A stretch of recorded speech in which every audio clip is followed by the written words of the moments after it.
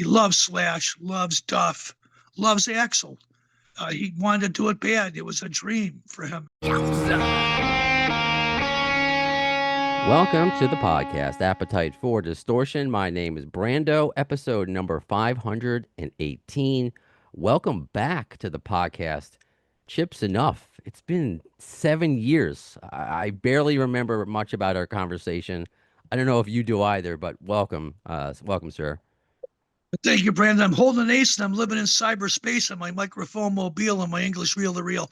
It's always nice to talk to cats who are old friends who I haven't seen in years. You still look young. You look about 30 years younger than me. Obviously, there's something in the water out in Queens. And it's nice to see you healthy. It's the first time because our first interview, this was back in, again, 7 years ago. So I call it the before times, before COVID and all that. So I was just doing a straight up a podcast that was just audio. And it Yeah. was you with your stories. It was as visual as an audio podcast as you can get. But now I'm just grateful to have this another opportunity with you again to actually see you. And it's so funny because my last interviewer, you guys are making me feel good. Said the same thing. He's like, "How old are you?" And I said, "Guess." Thought I was in my early 30s. I started this podcast it was in my early 30s back in 2016, but I'm gonna be 42 in September. So I don't know if it's the rest of having my son and wife on vacation or it's the water in Queens. But either way, you look good, man. You always look like a rock star with your glasses and the hat, man. I love I can never rock I'm not cool enough to rock the Chips Enough style. I respect Brandon, it. those early Enuff Z'nuff days when we were just first starting out and touring around the country opening for Cheap Trick or BTO or Badlands, I'd get in my bunk and I go to sleep just like this. And I'd hear my manager, Bob Brigham and Doc McGee were managing the band in the early days. And I hear Bob say to me, "We're doing it." And I got out of my bunk and he goes, "How do you do it?" I'd be sleeping in the bunk just like this. And I'd get up and go out right up on stage. We yell in the pillow, "Ah!" And that was the warm up for vocals, okay? And then we'd get up there and play the shows. And we'd do a blistering hour set. That's all we had material wise, even though we had hundreds of songs. And the first record came out and it was, the debut. So it was only a 10-song record. And then we'd throw a couple of songs in there if we had to play a little bit longer, depending on who we were playing with. And we were able to navigate that. And those shows were just absolutely off the chain incendiary. I don't know how we did it because we had a Brinks truck of drugs on the bus. We had tons of alcohol. But we were always focused making the records, Brandon, from the beginning, from day one. And Donnie and I took that very seriously. But once we were done recording and put the songs together, then the extracurricular activities would slip through. Is it a little different nowadays? As we're here to talk about a lot of things. One of which is Xtra Cherries, spelled with an X. Do you do the? Is it the same routine? Do you go to sleep just like that? And is that your vocal routine when you're out on tour? Or is it slightly No, it's different not. nowadays? My vocal routine is because I watch all my constituents all warming up backstage, Mm. la la la la la. And I go, I don't really want to do that if I don't have to. So I just talk to the fans and people that are at the shows and I open my pipes up that way. And then I go up there and sing. Oh And wow. it's a different approach for me too, as far as the extracurricular activities, because, obviously back in the old days with substance abuse, and promiscuity comes good songs. That's the bottom dollar. All the great artists from the past, same thing. You can ask them all. You can't They argue. experimented and they come up with great ideas. But nowadays, there's not drugs around my camp. My guys are good. We're all straight and focused. And the task in hand is to leave a good performance and leave an indelible mark with the audience. And if you look at the internet and look at how people are talking, everybody says they come out and see the shows and it brings back the old memories, the first time they partied, the first time they got laid, first time they fell in love. And that's what those songs invoke every single night. And I just want to leave an indelible mark to the fans that have been coming out to support the band throughout the years. And even on this record, Xtra Cherries, I took a potpourri of songs from the past and from the present, put them all together. And to me, some of them might have been older songs. Heavy Metal was written back in 2017 when we were doing the Diamond Boy record. And we Okay. held that all the way until today and finally put it out there and people are loving it. I had friends of mine that had the demos that were begging me, please put that song out there. It's a great tune. And I finally listened to him and some of the other material too that you hear on this record. Stuff with Steven Adler that he recorded with me 12 years ago at my house here in Blue Island, and the stuff with Neil Sean and Robert Fleischman from Journey. That's material that's 30 years old. No one's ever heard it. It's not fair for me to hang on to that and keep them in the vault. I want to share them with the people. That's what music's all about. It's about freedom and getting out there, and no rules, no regulations, no handcuffs. And I think that we nailed it on this record in that way, where it's a potpourri of songs and it's a mix of pop, rock, heavy metal, alternative. It's all right there for you. And maybe there's something that might trip your trigger. I love that. And you are right, because in the days of don't look at the comment section, do look Yeah, at the comment section on the video for heavy metal. And it's exactly everything Chip just said. It's taking you back. It's just, even though it's a few years old, it sounds fresh. But it's reminding them of a day of yesteryear, of when just that they're happy that you were still out there representing the brand. And I love all the posters that you're showing me. Pearl Jam, Soundgarden, Matt Cameron, by the way. Just yeah. I Oh, don't know I if he's love Matt. Good friend of mine. Him and his brother. Good people I've been following for years. And I remember going to see Pearl Jam when they were playing Alpine Valley, and his brother came up. He was drum tech in the band, and he says, "Oh, these guys are huge Enuff Z'nuff fans." I go, "Hold on a second." I went back to my car, was parked in the backstage area, and pulled out a bunch of old Enuff Z'nuff shirts and gave them to the cats, and they were pretty smitten by my generosity, and I was smitten as well because they gave me backstage passes, and I was able to watch those guys kick ass in front of 60,000 people. What a unique year for drummers, because you have Matt Cameron leaving Pearl Jam, and you just don't know. You heard about that. That broke, I think, yesterday as we're recording that. I'm not sure what's next for him, but speaking of drummers, and one of the names that you mentioned and to tie it into Xtra Cherries is Steven Adler, who plays on the album, but you have to get the CD version. Is that how that works? Yeah, Cleopatra, Brian Pereira, and his team, Matt Green and Ken Ty. They have a game plan for Enuff Z'nuff.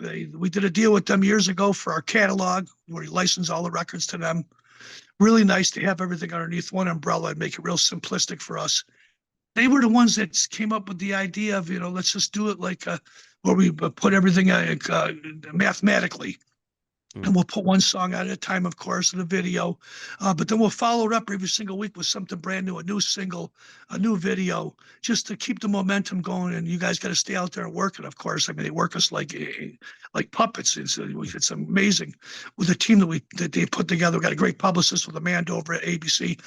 So Mm. it's a wonderful team. Everybody's focused on what the common denominator is, which is get people to hear this record and listen, and perhaps they'll lead to bigger things for us and elevate our perception. There's no doubt about that. It's a challenge in this day and age to put a record out there, especially us, us cats at the age we are at right now.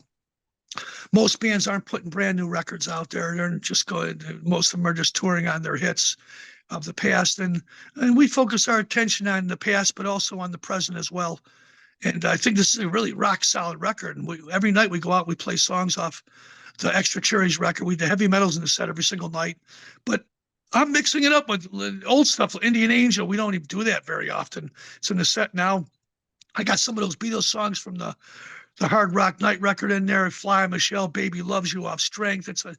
It's a potpourri of material all through our career. I love Trainers in the set now from Animals and Human Intelligence.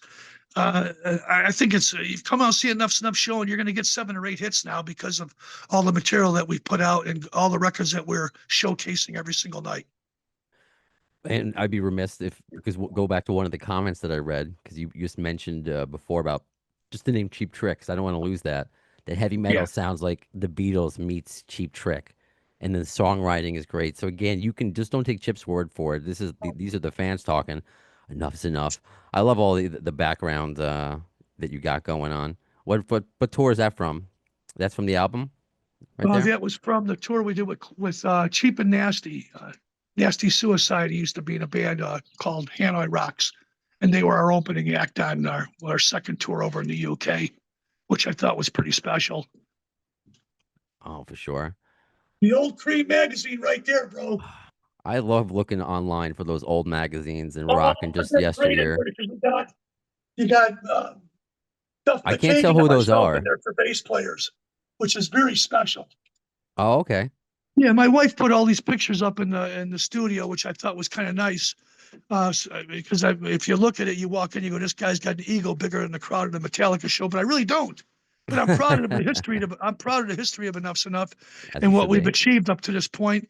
And it's nice that when people come by here and they look at the crib and they go, "Wow, you did that! Oh, you did that! This is so cool." You don't see any gold or platinum records really here because I've never received any of those for some reason or another. The record company never sent us anything. I think the first record is gold, to be honest with you. Second record I know was close to gold because when we were Rolling Stone on that in the hot issue in '91, it said that record company said that they plan the record. It's at 350,000 sold. They plan it going platinum, but I've never received any of that. The accolades come from we making the records and going out and playing the shows and meeting the fans, and they say how a certain song has changed our life. That's what it is Yeah. at the end of the day for us. It's nice when I see my rock star friends and you go to their house like Rick Nielsen from Cheap Trick and you see all the gold and platinum records on the wall. It's a real nice thing to see. Adler too, 65 million sold. He's got in his wall in his front room and they've sold over 100 million records. And same thing with CC and Poison. Those cats have a Brinks truck full of records on the walls. He's got them turned around up where you came and read them. They're just sitting on the floor. He goes, Chip, take them. I don't even want them. And I'm going, man, if I could have one gold record just to pass out to me and the gang, I'd be so proud of that. Mhm. But at the end of the day, it doesn't matter the materialistic part of it. What matters most is leaving an indelible mark on the songs for our new generation. And you have done that. And to just kind of, well, a couple things I want to circle back on, but before I lose it, because you credited your wife for decorating that. So shout out to KL, who was on the podcast to talk about her book about Jack Russell. So just wanted to make sure I give her Oh a yeah, shout out. the tales of Mr. Bones, Jack Yeah, Russell story, yeah. fabulous read, great book, and I know it's my wife, but she's a fabulous writer. No one knows that she just did a record. She did a full Oh, length record we did over at Chicago Recording Company before they closed down. I'm looking for a home for it right now, and it's got some Derek Sherinian from Black Country Communion on the record, okay. and also Also been on the Joe show. Holkstra playing guitar on the record and Dax Nielsen Okay. playing drums and I'm playing bass and I produced it. And I'm not just saying this, but she's an incredible writer, not just a book writer, not just an author, unbelievable songwriter. And I hope people get a chance to hear that record one of these days. It's called uh, Swan Maiden. That's the name of the project, Swan Maiden. And hopefully we'll get it out sometime before the end of the year, early next year. And she's just a fabulous musician. My wife, no one understands how the background she comes from. Her cousin is Mike Portnoy from Dream Theater. Hmm. He's my cousin now because we're married, of course. I love him so much. Sure. Just a fabulous musician. He played on one of the Enuff Z'nuff records with me on the arm because we're family. Another But guest on the then show. she's also when she was growing up, she was around all these illustrious stars. Her grandmother was the girlfriend of Sully from the Grateful Dead. So Scully and her would live together. She's got all these old posters and all these R. Crumb postcards. She's got hundreds of thousands of dollars worth of great memorabilia that was left to her. And then, more importantly to me, Billy Joel used to live at her grandmother's house, and he wrote "Moving Out" about her family. Oh wow. Her grandmother was Mama Leone. So it's people don't know about that stuff that she's done, and I'm really proud of her achievements. And she's got a movie coming out real soon too called Everything Works in the End. I think it's called, and it should be coming out on Netflix. Things real soon. So she doesn't Oh, really awesome. promote it as well as she should, but nothing to be ashamed of. There quite an illustrious history and a great life that she's had, and this is all before me. Oh. Well, no, she was awesome to talk to, and I didn't know all that. So I'll be watching. But what Chip and KL do? I mean, both of you guys have a lot of creativity going on in the future. But and then another name though, I obviously have to talk about. Can you talk about Steven Adler and the song "Zillion Miles Away"? Is that one of the songs that you wrote uh, back when I don't know? You said that you wrote a bunch of songs back in the early aughts or whatever, or the early 2010s, I guess I want to say. No, this one's even earlier. This one's back in the '90s. It was a Oh, song that okay. Connie and I wrote, And I changed the title and changed a few of the lyrics on it, redid the whole song around Steven Adler's drumming. Steven was living at my house here in Blue Island, where I'm talking to you from right now. And Steven he was trying to get cleaned up, and that's the best place for him to do it would be here in Blue Island with me. We left California, Studio City, came here, and we were just going to stay here for a month. That was it.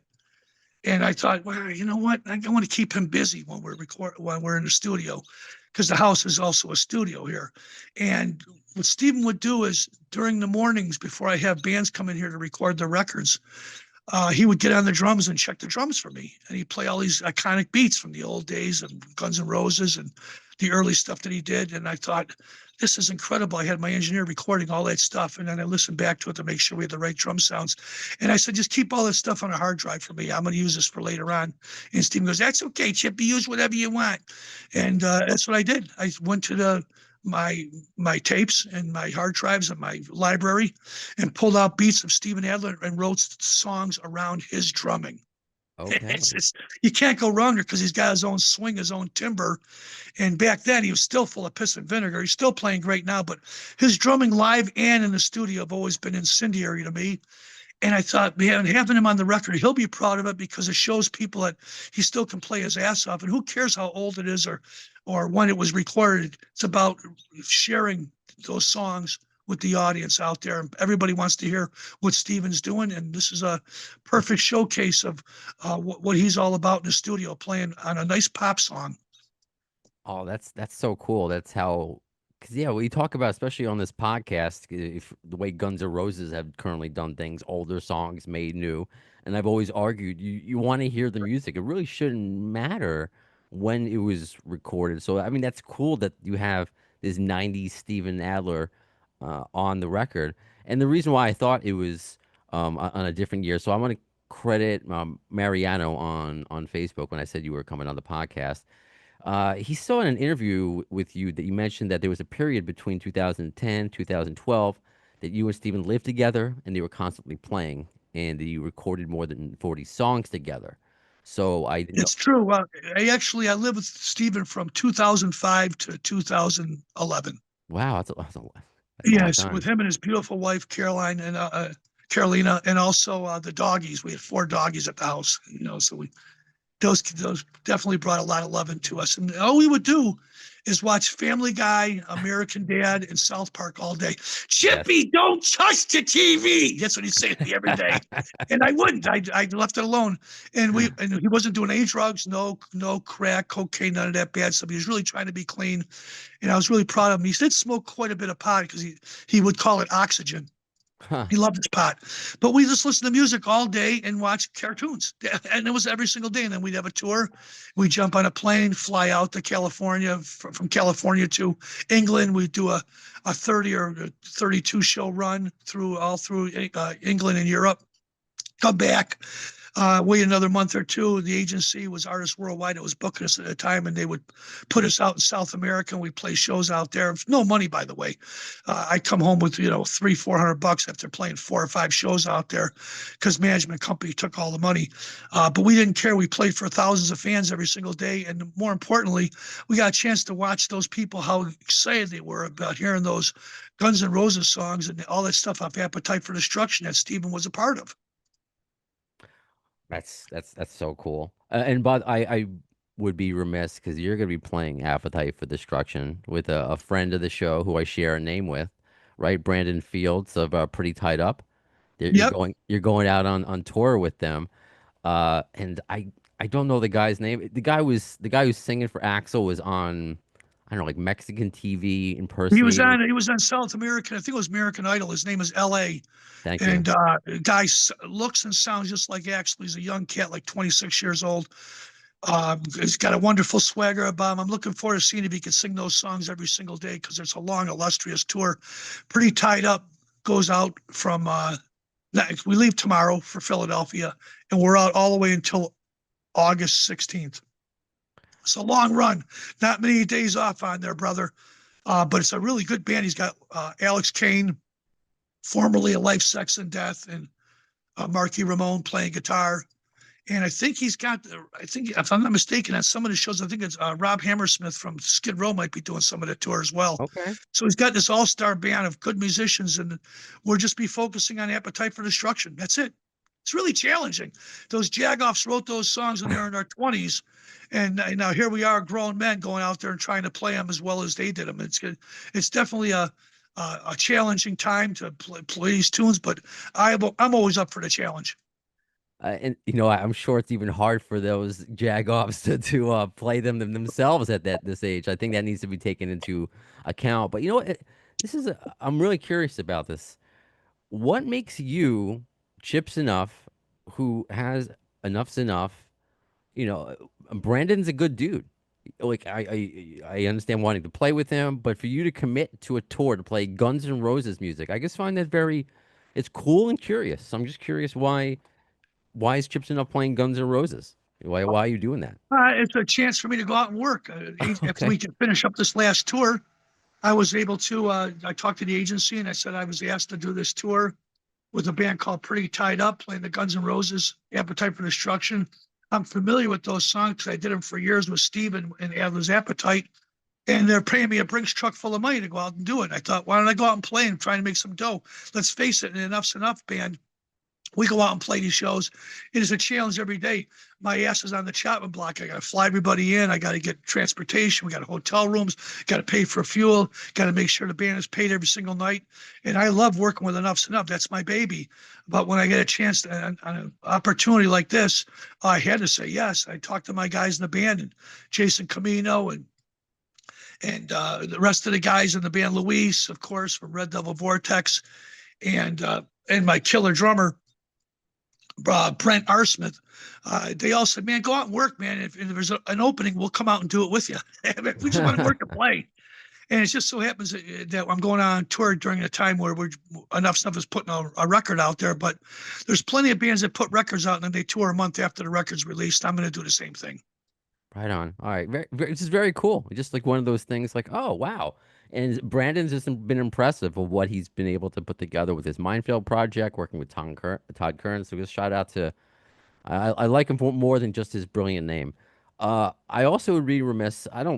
Again, I said this before. I don't expect you to remember our conversation from 7 years ago. But during that, we spoke, of course, then about Steven Adler too, and you were. I would never ask you to speak for Steven, and you were very just cool about like why he wasn't really involved, or your opinion of why he wasn't involved in the reunion, or why he continued, or why he didn't continue. I'm just curious if you have. It seems now that with them now hiring Isaac Carpenter, it's been several years. I just posted on my social media. It was like the anniversary of him reuniting with Guns N' Roses in Ohio. It's been so long. Is that do you even think that crosses his mind? And feel free to say I can't speak for him, but because I know he's doing his thing, he's doing great. But there are still fans out there who, while Isaac Carpenter is killing it out there, I mean Steven's still alive. And we saw this Black Sabbath thing where like they finally got the Sabbath guys together with Bill Ward, did it right. Is the same thing going to happen with Guns N' Roses? They're going to have to like do it right before they all die, So I'm just curious what your thoughts are, what you can share. Sure, Brandon. For years and years, Steven and I would sit in the front room at his house in Studio City and pray for the telephone call. He loves Slash, loves Duff, loves Axl. He wanted to do it bad. It was a dream for him. And what happened was a phone call from the Guns N' Roses camp. They were playing at a place in Las Vegas. And Steven goes, you think I should go to gig Chippy? And I said, are you kidding me? Absolutely. Go make amends. It's time to bury the hatchet with you and Axl. You guys had an illustrious career together. Go say hello, enjoy the show. So he goes to the Vegas gig to see Guns N' Roses play just before Slash is back in the band, by the way. Okay. And when he gets to the gig, he's smothered like a bum on a bologna sandwich. Fans are attacking him. They just want an autograph and a picture. And he loves the fans beyond belief. And then he gets a phone call from Axl's guy saying, listen, man, we don't want to piss Axl off. Maybe it's better if you just leave. So Steven leaves the show before it even starts. He's bummed out, and he gets back to his place in Las Vegas where he's living at the time. And he's crying. He's just bummed out that he's going to miss the show. and he gets a phone call. His phone rings as he's putting the key in the door, and it's the camp saying, "We made a mistake. Please come back. Axl wants to see you." So Steven turns around, goes back to the venue, watches the show. At the end of the show, Axl invites him over to his suite. They're bowling in there and having a great time, having a couple of cocktails, and he buried the hatchet and everything was good, and the love was back in the air. So that set the tone for him to get another call back. Then he gets the call to come on out and play, and he plays the first show, and he calls me from the tour bus, and he says, Chippy, I just finished the first show. I go, how many tunes you do, bro? He goes, I just did 2 of them. They won't let me play the rest of the Appetite. And I said, well, listen, you're cool right now. Just do the 2 songs. You get through it with no hassles and no arguments or anything. I'm sure they're going to call you up for more songs later on. I go, where are you at right now? He says, I'm in Slash's bus. I go, what are you doing? He goes, smoking a joint. I go, put the fucking joint out. Don't piss off Slash. Show him that you're a guy that you can go out there and be responsible and get through the gigs. And he played the following gig that night. Great show. And then he realized when he's standing on the side of the stage, he didn't want to do it more just to 2 songs. He wanted to play more of Appetite. But Frank, at the time, who was playing drums in the band, Frank's an old friend of mine. We've done a lot of recordings together as well. He used to be in a band called Honky Toast with Richard Fortas. Yeah. Frank says, I'd love you to come up and play, but the boss tells me just 2 songs, Steven. And I think Steven got his fix. He was able to get back out and play an arena, a stadium show in front of tons of people. And that's all he wanted to do, really. And the only way he would come back to Guns N' Roses, it would be to play the whole Appetite for Destruction in its entirety. And he was happy. He cleansed his soul. He feels good about that. He goes out and plays with Adler's Appetite, what it's called Adler right now. And I think he's happy where he sits. Now, that being said, Steven told me that if he had a chance to go back out with Guns N' Roses and play the Appetite for Destruction in its entirety, he'd be interested in doing that for sure. And I think that's the next move for Guns N' Roses if they were going to do something. I'm not speaking for the band, even though I am, because I love the guys. I respect them beyond belief. But I think if they called it Appetite for Destruction and they got Izzy back and Steven, that would be a massive story, just like Oasis or the Black Sabbath gig. Tons of people would go out to that just to hear those great songs that sold over 100 million records.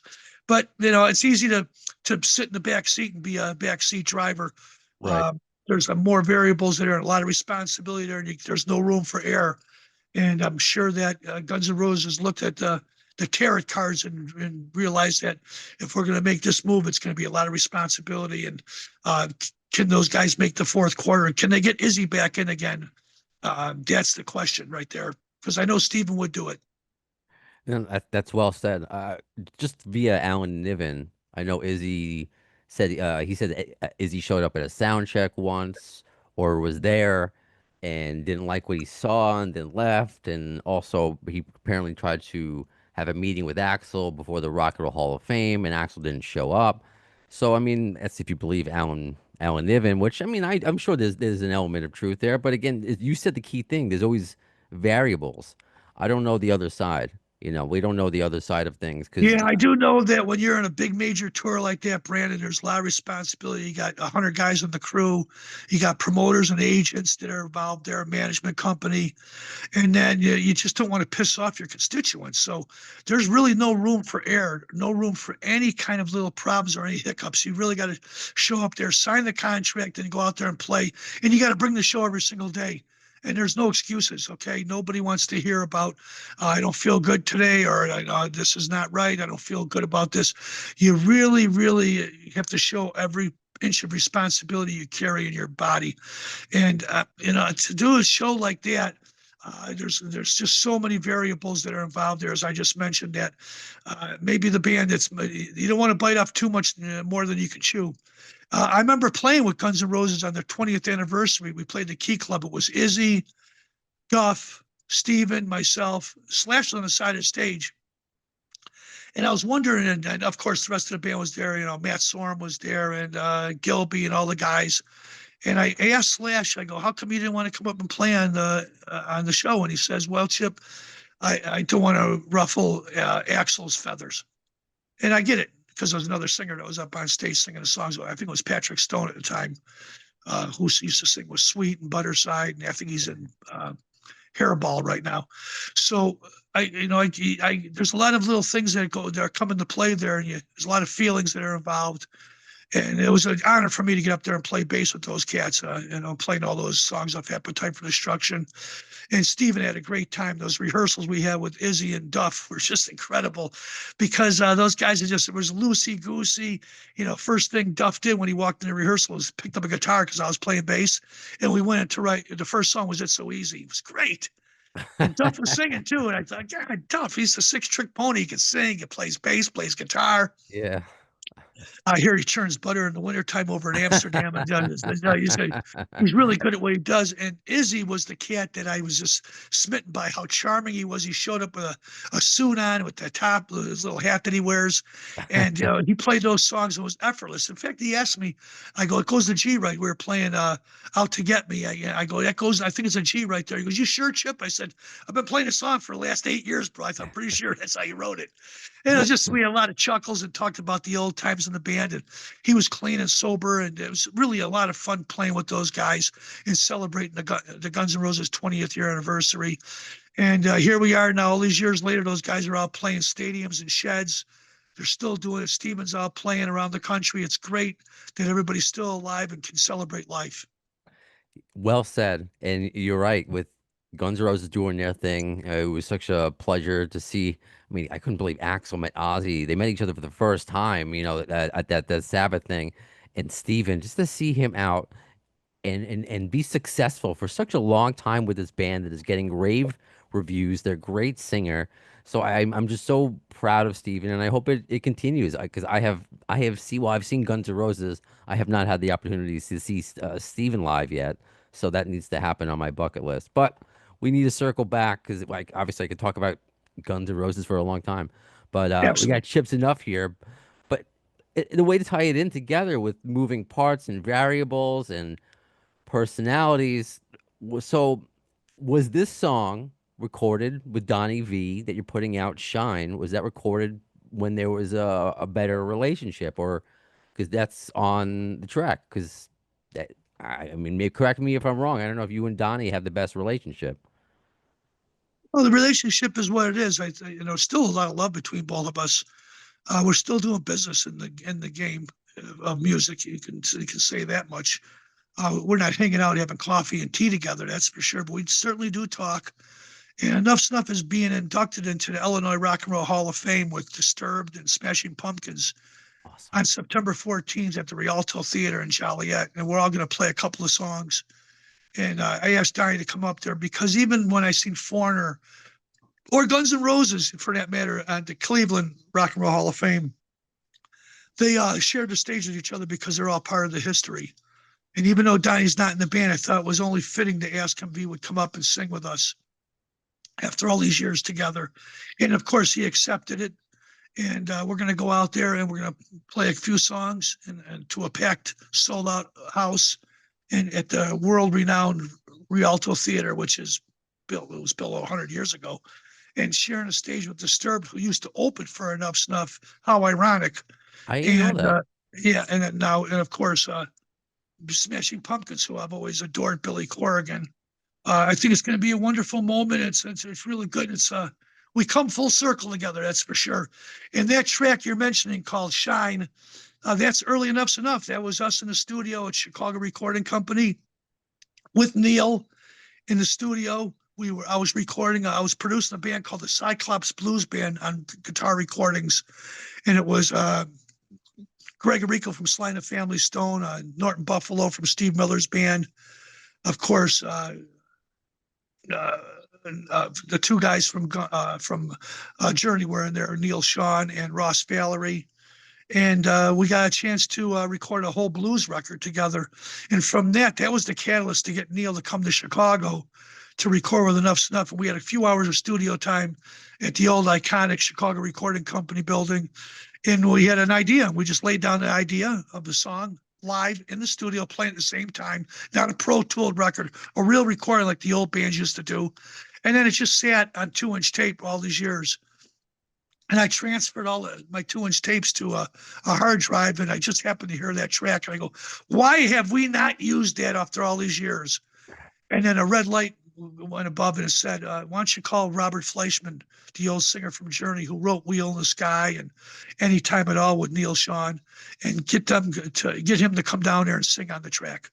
And it'll be the first time him and Neil have reunited in 40 years. Donnie and I back together again. Donnie's playing piano on the track.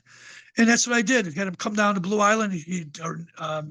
Robert Fleischman just finished his latest release. It's called Emotional Atlas. I'm playing bass on that record, by the way. It's all Moog synthesizers and real EDM sound of record. And his pipes sound fantastic. Sounds like him and Vinnie Vincent Invasion in the old days. And I had Robert come in there and write a lyric to it and put a great melody line to it. And I sang along with him. And we put the record together in, a day. And I finally got a chance to put it out there for the diehard Journey fans out there that are going to love to hear those two guys together. Tons of people are going to want to hear this. Why wouldn't I share something like that? Why would I leave it sitting in a vault? It's just a magnificent track with some illustrious musicians playing together, and I'm proud to be a part of it. And the song is called Shine, by the way, and it's the last song on the Xtra Cherries record, and it's just fitting beyond belief with the beautiful Robert Fleischman singing a great lead vocal part, and of course Neil Sean, one take on guitar, no overdubs, okay, let's fix this, let's punch this note in. Everything is live in the studio, and that's the beauty of that track. Oh, I love it. Yeah, now because I don't know now with this conversation what's old and what's new, what may have been redone. So I appreciate the backstory, and not just like Neil Shaw, Robert Fleischman, and Steven Adler. I mean, you have Steve Stevens on this. You have Robin Zander on this, and Gunnar Nelson. I mean, you have like an all-star. Like this is cool. This is like extra cherries. Well, the president of the label, Brian Pereira, he walks around with a big stick. He said, if you're going to make a record for us, yeah, we have your catalog and stuff, but let's put a brand new record out. And I want you to call your constituents and friends and see if they'll come down and sing and play with you. And that's what I did. And I was lucky because this business I've mentioned before is predicated on friendships. And I called my guys and I asked if they'd be honored to come down there and interested at all in any capacity. Robert Fleischman, I go back with him a long ways from the old days because we were both managed by Herbie Herbert, who managed Journey. Steve Stevens, it's an old buddy of mine from back in the New York days on the East Coast. I played on some recordings on some demos with him in the early days. So we're great friends. He's always loved Enuff Z'nuff. And Steve Brown from Def Leppard and Trickster, that was a no-brainer right there. He's a wonderful songwriter. He just finished up doing the last Ace Frehley record, 10,000 Volts. He's a fabulous producer, and I thought it would be great to have him on the record. And my guitar player, Jason Camino, who used to play with the Nelsons, knows Gunnar and Matthew very well, and we've toured together doing arenas in the old days. And Gunnar was kind enough to go, yeah, I'll put a slide solo on one of these songs for you. And he ended up playing guitar and a wonderful sense of balance on that. And anybody else, Xander, that was an old track. I had Xander singing all day and all the night. I just took a couple of parts from the song and put him on this record because it was only fitting to have him on there, seeing as that Dax Nielsen's playing drums on the whole record, except for the one song with Steven Adler. So I was able to get all these guys together to sing and play with me, and that's what elevates the record at the end of the day. And the fans are going to love that. Look, I'm not reinventing the wheel. You look at all the hip hop bands that are out there, there's 5-6 guys on a track, and they're all sharing the spotlight. And it helps bring eyes and ears to their music. And I did the same thing with this Enuff Z'nuff album. It's a brand new record, but some of the songs are older. But to quote the great Rick Nielsen from Cheap Trick, if it's 20 years old, it's new again. Well, congratulations on Xtra Cherries, which comes out later this month. I believe July 25th it comes out. And congratulations also on getting inducted into the Illinois Rock and Roll Hall of Fame. I mean, what an honor. Very cool. I mean, there's a lot of cool things happening now and for the future, Chip. I mean, this really was a pleasure from the get-go. I wish I hit record from the beginning. Sometimes I just like to have a little powwow, but you were just ready to go, and I should have expected that. Thanks, bro. Yeah, well, yeah, because you said you were from Queens, and I mentioned to you that we got lost in Queens in it was a 2001 Glam Slam Metal Jam tour with Poison, Quiet Riot, and Warrant. We got lost. We pulled the bus over. The cops pulled behind us. They go, yeah, what are you guys doing? We said, we're playing Jones Beach. We can't get there because all the bridges say they're all 11 feet and 12 feet, and the bus is too tall. Can you help us navigate our way to the venue, to Jones Beach? And the guy goes, "What's the name of the band?" I said, "Enuff Z'nuff." He goes, "Man, we listen to you guys all the time on the Howard Stern show. Come on, we'll take you. We'll give you a police escort." And we were hired since smoking pot and hashish and in the bus, but we weren't causing any troubles. And the cops could smell the pot on the bus. They didn't say one word. And they took us in. They gave us a police escort through there. We got into the venue. We pulled in their security. Goes, "Yeah, who are you guys?" We said, "We're Enuff Z'nuff playing here tomorrow." And we see the place is jam packed. We go, "Who's playing right now?" They go, "Oh, Tom Petty's getting ready to go on stage right now." It's like unbelievable. It's got a chance to hang out with those cats. It was just a wonderful moment. And it all started because we got lost in Queens. There are a lot of unwonderful, if that's a word, moments if you get lost in Queens. So I'm glad yours had a happy ending. Yeah, And because there's some bad neighborhoods out there, just like Chicago, but we were able to everywhere. navigate our way through there, and we found freedom at Jones Beach. Big sold out show 2 nights in a row. A first night with the great Tom Petty, and then Mm. of course Enuff Z'nuff and Poison, Quiet Riot, and Warrant all together with the great Janie Lane, and boy, those are good moments out there hanging out with Kevin Dubrow. He dressed to the nines. He was so nice to us. They dubbed our bus the Yellow Submarine because if you wanted something on the bus, you could find it. We had all the records from King's X to Uh, Stone Temple Pilots to Marilyn Manson to old Motley Crue and Mata Hoople and Sweet and Cheap Trick. So if you wanted to borrow any records, you can come on the bus and we could give you a CD to borrow. And if you needed drugs, we had that as well. well, I appreciate this somewhat drug-free conversation. It's a lot's changed since our last conversation. It's marijuana's legal here in New York. I Sure, it is wasn't because the government knows we can make a Brinks truck full of money off it. You listen, the government has already it's already been put out there, and it's all over social media that they make more money in taxes on pot than they do on alcohol. It's believe it. unheard of. People want to smoke pot. You can and no rules and regulations anymore. And there's dispensaries in every single town because that's the common denominator is money. But I don't think pot's for everybody. Just like alcohol's not for everybody. You pick and choose what you love and what your taste will accept and embrace. And I'm happy that people aren't serving time in jail because isn't it funny now? Here we are in 2025. Hundreds of thousands of people have been incarcerated and vilified for smoking pot, set days in jail. Families are wrecked and torn apart. And now here we are going, "Oh, it's okay now, you guys. We're going to make it legal and we're going to make money on you." That's it. These jagoffs have taken advantage of us for years. And there Mm. should be restitution paid for the people that served time in jail for years and years for a little bit of pot or a little bit of hashish or a little bit of smoke, because to me, that's not a violent crime whatsoever. Amen. No, I couldn't have said it any better, and I won't even try. Chip, just thank you so much for your time, and I'll show you this because again, I said my wife and son are away for a week. I got my Teenage Mutant Ninja Turtle grinder with me to Oh, enjoy. it's beautiful. Too bad I couldn't send you some of this stuff I found in San Francisco that Herbie Herbert turned me on 2 years ago. It was called Snow Peak Ultra. I don't know if it's from Humboldt Park or one of those places in the fields where, some places in San Francisco, if you go up in those mountains, you're put on a line. They'll shoot you out there. Okay, they don't know who you are, but they have the best pot and the best soil, and just they know Oh, how to cultivate that stuff, and it's delicious. Costs like $500 an ounce for that stuff, but boy, it makes a big difference to anybody that smokes pot because it's really got some great nutrients in there, and it's good for the head. If you're a pot smoker, it's going to yeah. be healthy for you. It's going to inspire you and give you ideas on how to move forward in life. No, you're right, because I have quit. I did quit for like a year, and I haven't drank in 9 years. So I've had my love hate, and you're saying everything right because it's everything is, as we wrap up here. But I'm glad we're talking about this. Everything in moderation. It's not for everybody, but just to show you how much things have changed, as we know. I get it from right here in Queens, Forest Hills. Shout out to Curaleaf, which is legal. So I had to pay for to see a doctor doing a Zoom just like this, and Yeah, then they drop it off at my apartment. It gets you delivered. can't beat that. I You're doing it that way, and what? Yeah, here in Chicago, you got to find a local drug dealer across the street from 7-Eleven to get the really good pot nowadays because Dispensaries in dispensaries, Chicago. yeah, they have like Duff at these dispensaries. It's not the best pot out there. It's not buds. It's not full of, all the trichromes and stuff that are in the great pot that the cats and the Grateful Dead are smoking every single day.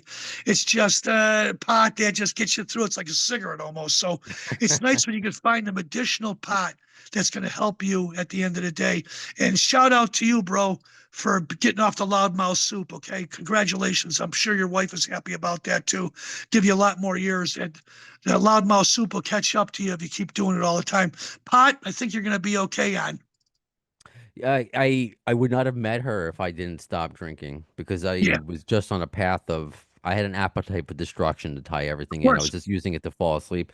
And pot, I said as soon as if you see it affecting me, not like I do it, with my son, obviously, but I'm like if you see it affect any with in our relationship or the way that I am with my son, tell me and then I stop. But I'm probably gonna stop just for money reasons, just to save for the kid, at some Well, point. But not everything in once moderation, he goes to Brandon. At the school. end of the day, bro, everything in moderation. That's the Yeah. best way to go. And I don't think there's anything wrong with smoking. You find out what your tool of the trade is, and you grab onto that and hold on to it.